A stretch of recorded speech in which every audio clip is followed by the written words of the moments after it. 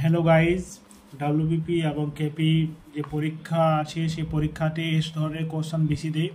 তো এই অঙ্কটা দেখো, এই ধরনের অঙ্ক যখন পরীক্ষা আছে তো অনেকেই স্টুডেন্ট বুঝতে পারে না, আগে যোগ করবো না, আগে ভাগ করবো না, আগে গুণ করবো, এর মধ্যে কনফিউজ হয়ে যায় এবং শেষমেশ সে অঙ্কটি করতে পারে না। তো তোমাকে একটা কথা বলবো, এই ধরনের অঙ্ক থাকলে কিচ্ছু না ভাবে নিয়ে প্রথমে তোমাকে এটা কী করতে হবে, যেহেতু ভাজিয়ে থাকে তাকে ভাগ করে নিতে হবে। তো কীভাবে করবো দেখে না অঙ্কটি, এটা মনোযোগ দিয়ে অঙ্কটা দেখো। রুট ওভার দিলাম, এখানে 12 গণিত 145, তো 12 গণিত 145 ভাজিত বাই দিলাম, এই 6টা নিচে নামান দিলাম, প্লাস 34 থেকে রয়েছে, বুঝতে পেরেছ?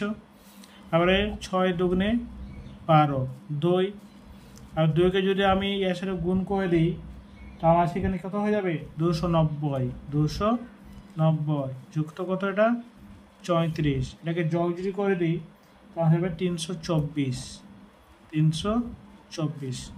তো এই রুট ওভারটা যদি তুলে দিই তো হয়ে যাবে 18। কত বন্ধুরা? 18। তাহলে উত্তর এইটা, বুঝতে পেরেছো? তো এভাবে অঙ্ক করবে। যদি এই ধরনের অঙ্ক ডাব্লিউবিপি বা কেপিতে এই ধরনের অঙ্ক প্রচুর দেখা যায়, কিন্তু অনেকে স্টুডেন্ট কী করে, যে আগে যোগ করে দেবো তারপরে আগে গুণ করে দেবো, ওরকম করে সময় নষ্ট না করে যে প্রসেসটা বললাম সেভাবে করবে।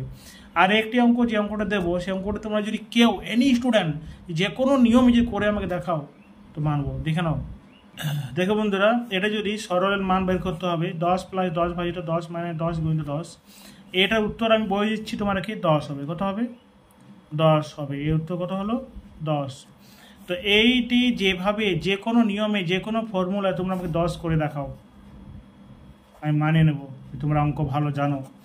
10 যে কোনো নিয়ম তুমি প্রয়োগ করতে পারে অঙ্কটার মধ্যে দিয়ে, কিন্তু তোমাকে 10 দেখাতে হবে, ঠিক আছে?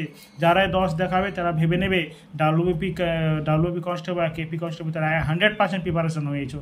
10 দেখাতে হবে, এই অঙ্কটা সমাধান করে 10 বার করতে হবে যে কোনো ফর্মুলাতে। করে দেখাও, মাত্র 30 সেকেন্ড সময়, স্টার্ট নাও।